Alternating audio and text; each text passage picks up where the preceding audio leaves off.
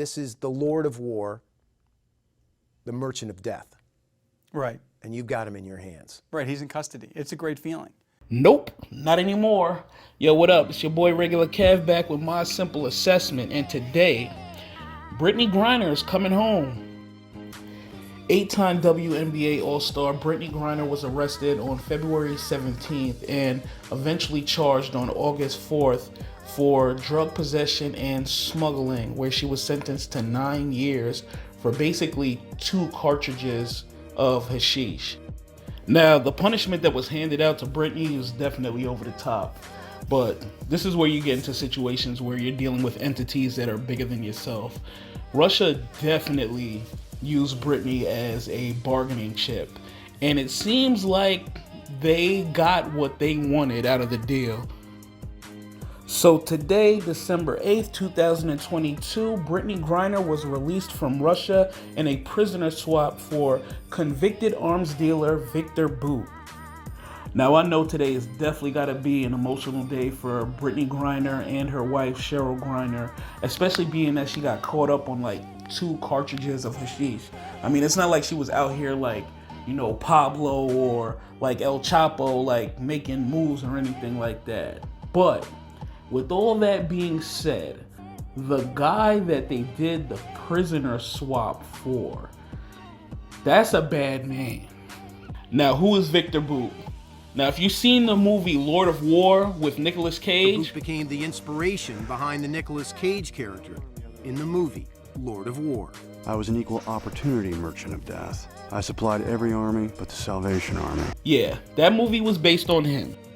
Now, in 2010, 60 Minutes did a piece on Bout.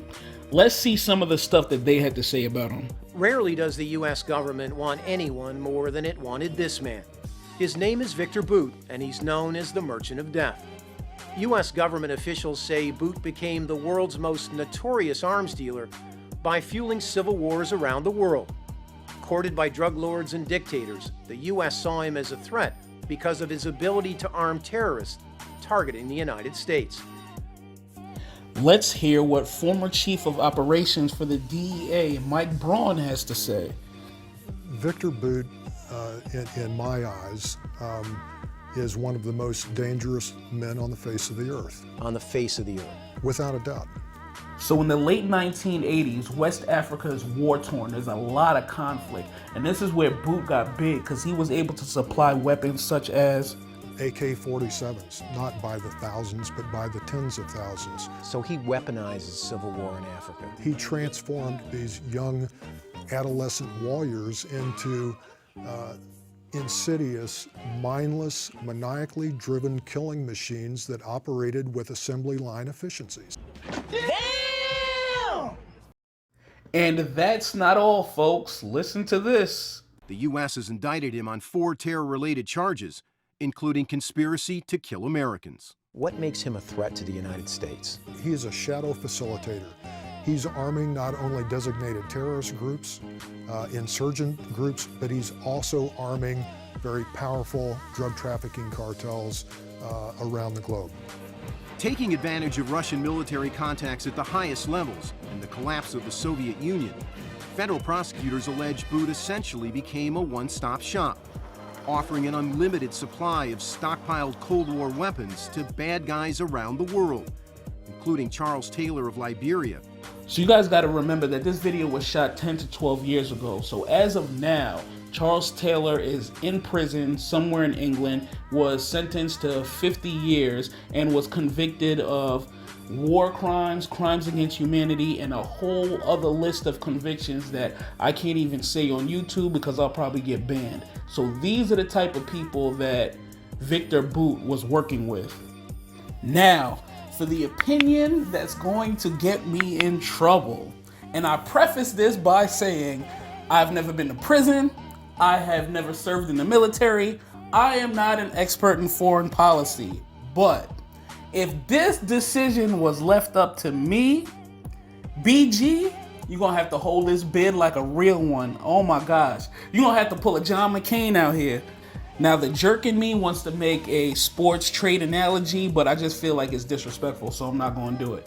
But the exchange value of these two prisoners is not the same.